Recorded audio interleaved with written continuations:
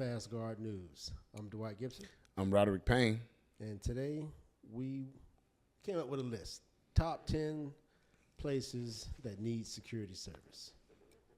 All right, number one. Number one, let me see what we got on the list. I think number one is schools. Well, this is is this in any particular order? It's not in any particular order, but So we this going 10 of the most important places that need these are the spots that need it. We ain't going from worst to least. That's debatable. We getting that another time. So number one is schools. Now we talking all schools, elementary, middle, high, college, all technical? schools. All schools need to have some level of security. I believe all schools should have some level of armed security.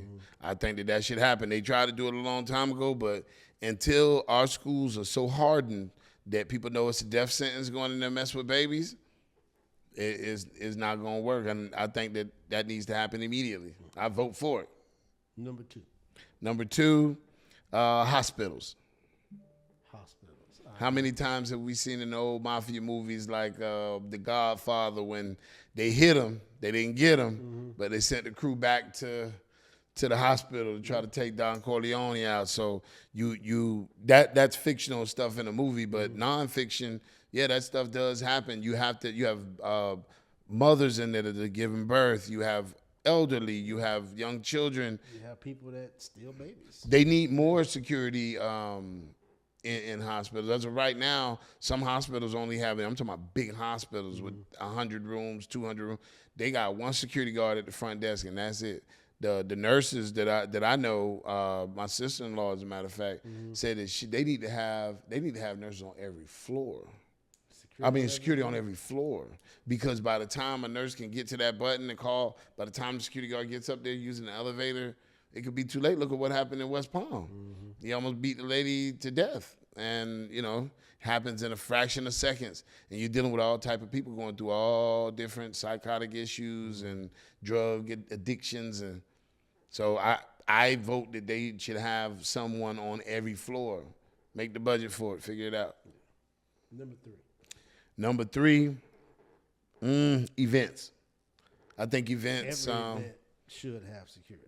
You gotta have it. I don't think that should be optional at an event. It shouldn't, but you got a lot of people that are used to the whole deal. Back in my day, we had an event, everybody was just there to enjoy the music. That ain't today. And sometimes people might get into fights, and sometimes people might get so into the music that they said that at the Travis Scott concert the other day, the jumping made a 1.3 magnitude earthquake in Rome, and people felt it because there was so many people at that concert jumping up and down. Rome? I think it was in Rome, or outside of Rome. Yeah, I heard that. I was like, that. So think about what happened over here stateside. We can never forget people lost their life. Think about all of those people crushing up against each other. Like, you got to have some type of security, or at very least, if your crowd is under control and it's a comedy event and people are sitting down in chairs, you need to have somebody at the front door controlling what doesn't need to come in, whether it be. Well, you got to have security for those preventative measures too. Even though everyone's coming to have a good time, You got some people that's not. You got some people come that think they're going, hey, you have an event, I'm going to come in and get rich off drugs that night. I'm going to sell all these drugs to people and have people passing out. Or everybody's in a good mood until they're not. Someone steps on someone's shoe, someone touches someone's woman mistakenly, and someone feels disrespected, and things can escalate quick. And if you got that's no all one it there takes to mitigate that, then that's a major problem. That's all it takes. That's all it takes. And keep in mind that a lot of these people probably wouldn't act like that if the alcohol wasn't involved. So events, that's even baseball, they got beers at. So people can get sauced at a baseball game and have to be escorted out. It happens every college football season. And then when something does happen and there's a breach of security or an incident that happens where someone gets hurt or unalived, what's the first thing they always say? You didn't have adequate security. Yeah.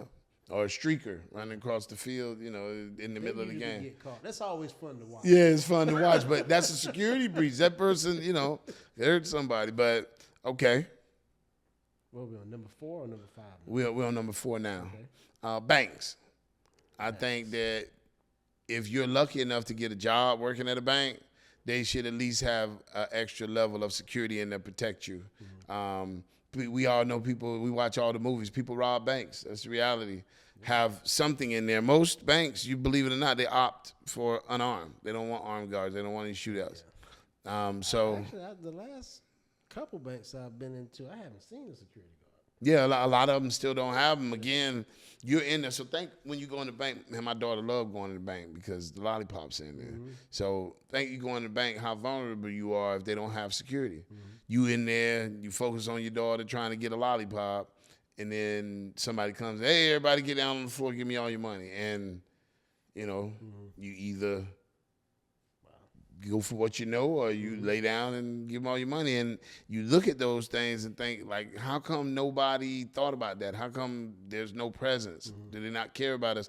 Even if I'm working in there, that's like working in a gas station in South Central LA. You know the dangers that come with it. They rob gas stations, you know, all around the nation. Yeah. Like, you going in there, this is why you see when you go into some of these shops, they got the full bulletproof glass, you know, the people talking to you to a speaker, because it's dangerous. It's been proven that it's dangerous. It just is what it is, but somebody has to take that job because the show must go on, and that's part of it. All right, number 5. Number 5, let me see what I got on the list. Malls. And I think that malls are very dangerous. When you go to the mall, usually who are you going with? My family. Your entire family. Everybody in there, the whole bloodline. I try to stay out of malls as much as possible. But when you're forced to go with a twisted arm, you're going with your family. So Florida's definitely there. yeah, and you're going in and you're trying to focus on what you came to the mall for. You need security in that location. If anything, just to patrol and show presence. I see a lot of young ladies, you know, they have on the uniform. The uniform's usually like FHP style with the hat. It looks good. They show presence. They patrol. They may deter some evil acts. Remember in Boynton Beach a couple years back on Christmas Eve, somebody started shooting in the mall. Yeah, my wife was actually in the mall with my son that day. In the mall, like, we grew up going in the mall and start shooting in there, and then people are now scrambling for their life. And what could have been a happy situation, you're going to try to grab a last-minute gift, you're running for your life. It's craziness. So we look at how blessed we are that they came out of that situation unscathed. Also, what was the security prepared to do out there? Were they also armed? Probably not in Boynton. Because, again, it's never happened here before. Why would we need to be prepared? You need to be prepared because that is the society that we live in. These are the things that come up sometime. There's a lot of people coming to the mall, and that's a big area. Think if something happens, and I forgot what store. Say it's Macy's and maybe JCPenney's. Usually they're on different ends. Say if something happened in Macy's, you probably wouldn't even know about it in JCPenney's. That's how massive these malls are. So, yeah, you definitely need somebody showing presence. If anything, being an extra set of eyes and ears, being able to call 911 and keep an eye on what's going on and maybe save somebody's life by evacuating the mall in a fire or an active shooter or whatever the case is. So we got number 6 there. We at number 6, gated communities. Yes. Primarily to enforce the rules of the community, because without it, you're going to have people parking all over your grass, people parking at the clubhouse, people doing things in the pool and places around the pool they shouldn't be doing. No control. No respect. that is the epitome of what security really does at the HOA. It's not so much for intruders, it's to make the people that live there kind of stick to the rules. Like, hey, you signed this document. We're all part of the board. We agreed to have these meetings and you voice your opinion. We didn't agree that you was going to barbecue inside the pool. That's not part of the rules. No one likes to get the old, you open the door, sister security guard, hey, you move your car. Yeah. You're on your own grass. Yeah. You parked on your own grass, moving them and have it towed. But kudos to the security guard for doing his job. They have to. And on the sidewalk, think of how that ruins everybody else's good time just because you're lazy and you don't want to park the car the right way. Just park it here. And it's I think it's necessary. If you have a gated community and you have no security, move to get security. I think that gated communities feel safe because they offer that option of restricting other individuals to get out. Now, granted, they got the automated camera door things, but they break all the time. They're not efficient. And if in the one odd time that an intruder does get into your neighborhood, look at what happened in Pompano. I think BSO had went out there before. They had some domestic violence in the housing community, and the young lady ran. It was like 2 a.m. Ran, knocked on all the neighbors' door. The one neighbor who let her in, she was being chased by a boyfriend or her husband. Yeah, he lost his life. He lost his life, and it's like there was nobody to get in the middle of that at all. There was no security out there. There was nobody she could run to. She went to neighbors, and so you gotta look at those things. I don't know the exact scenario, but you look at if there was another option in a small, tight-knit neighborhood like that. Apparently, everybody knew each other. So, yeah. You want that. If you're going to have the gate, have somebody patrol the gate. Next on the list. All right, number 7, construction sites. Got to have security at construction sites. Unbelievably,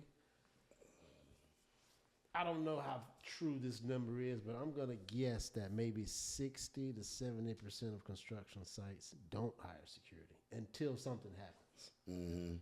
Now, yeah, because again, all of these things got to come out of the budget. I think construction companies also know that when they're not added in the budget and you didn't consider it and you didn't bring that to your client up front, when things do start getting stolen, you have to provide an answer of how you're going to mitigate or stop the theft. Oh, we're going to bring out some cameras. Well, you had cameras out there already. That didn't work. You need to get some guards out there. Okay, well, now you got to eat that cost. That comes out of your end of the budget. So I think being proactive for construction companies it would help. Like when you're submitting the bid, if there's already a budget for that, that's great. Throw it in there, let it happen, work something out with a security company, most preferably Fast Guard. But, I guess it depends on what's being built that determines we want to be proactive and put security here. Because, I mean, if you're just putting up a basic, having many thousand square foot warehouse, I don't think it's too many people that's walking around wanting to still tilt up concrete walls. No, but we've seen on sites that we've been on, they're building kids hiding inside of a building, playing around, could potentially get it's a hard hat area because it's not already done. People living in the units before the units get all the way built, and depending on how big it is, they might not find this person for weeks. Residential type. Residential, even at the office. Like, think of the one we went up there, and you went up there to go check it out, and there was somebody apparently entering the location, touching stuff. Especially when they see the buildings aren't guarded over. The chain of custody really is the biggest thing with a lot of these sites. If the guard is not there when you leave, if there's a gap, there's no chain of custody. So we got hired a while back to do a few construction sites for this one company, and they wanted us to sign, all kind of documents saying that we would consider different damage levels if anything's missing. Well, first question we asked was like, is there a catalog for all of the items that are here, and are we able to walk that all over the property with the person of your choosing? And then we sign off that, everything's here. Then you leave, and then when you get back in the morning, you walk, oh, no, we don't want to do that. Exactly. We don't want to be held liable. There's, this might be 200,000 square feet, 300,000 square feet. Somebody could steal a thing of coil if you don't have adequate security. They could have the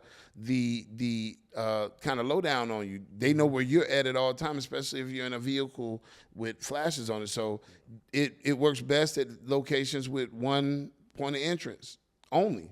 One entrance, one exit, gated for construction sites. People are going to steal. It's an opportunity. Criminals are created. Most people don't steal copper until it's like laid out somewhere. Because I never hear of like big thefts of copper until it's on a construction site. Aluminum. You never hear. I see some guys one time, I forgot what the city, I think it might have been Hialeah. They stole a fire hydrant or one of the mains. It was copper. If it's in Hialeah, I believe it. Yeah. They stole the whole, man, the big, it's like that big, almost like a manhole cover, and it's on these big pipes. and they took it off. If you told me somebody walked off with a building, if it was in Hialeah, I believe You believe it. So, these things happen, and you think that those individuals would even considered it if it wasn't optional. If it wasn't, oh man, that's great. We'll go ahead and take one of those. Right. So yeah, construction sites. So what's next? I think we got to go number 8, the bars. Anywhere you have alcohol, women, and men, and more alcohol. Somebody's gonna have a misunderstanding. You need to have some sort of security out there for you people that are throwing like these events where they serve alcohol. Keep in mind that individuals act totally different. The freaks really do come out at night. So, in those situations, how many security guards should you have? 1 to 50 ratio. That's our secret sauce here. We're 1 to 50 because you want to be able to articulate in a court of law if called upon. If something does happen, you want to be able to get up there and say, we had adequate amounts of security to control this crowd. We did our ratios at this based on research.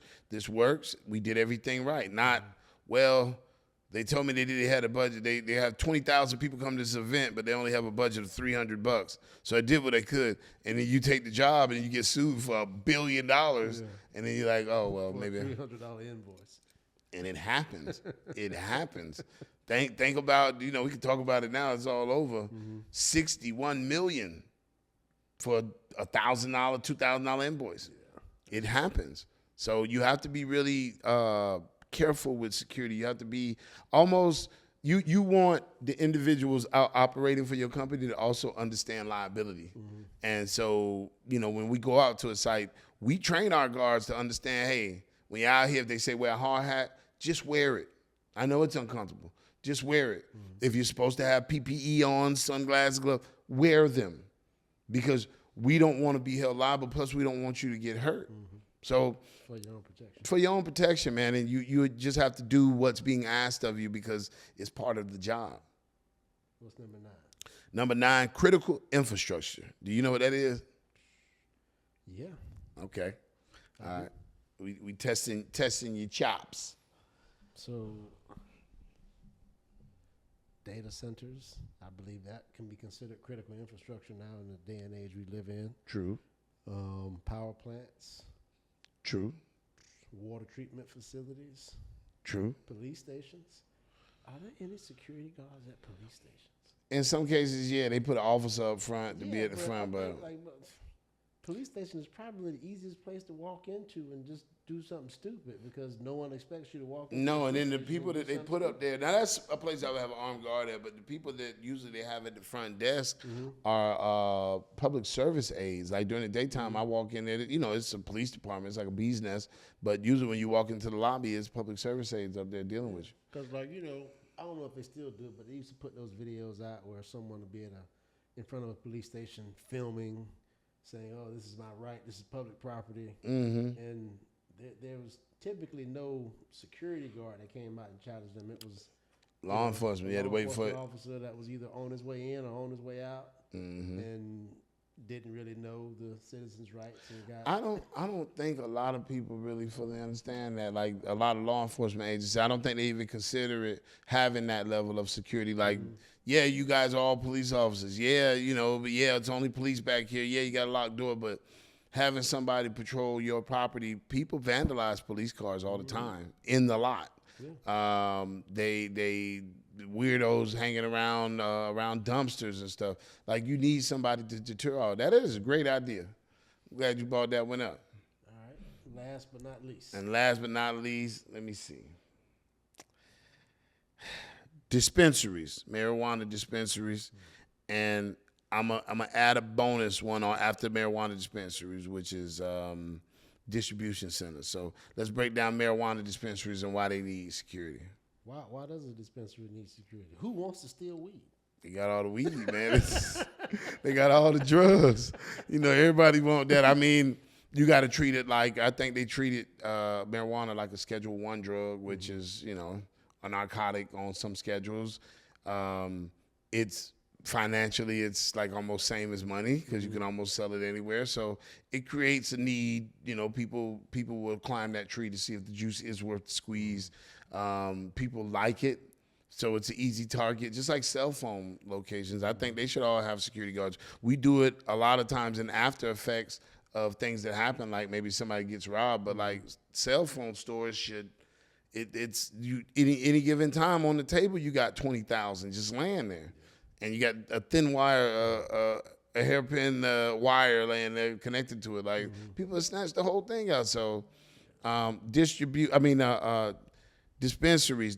A lot of times, security guards have to check ID. They need to be there in case anything goes on in the parking lot because some people don't like buying marijuana products on their card. They shop with cash, so they know it's going to be a heavily cash situation. And it's now marijuana, especially with dispensaries with the card.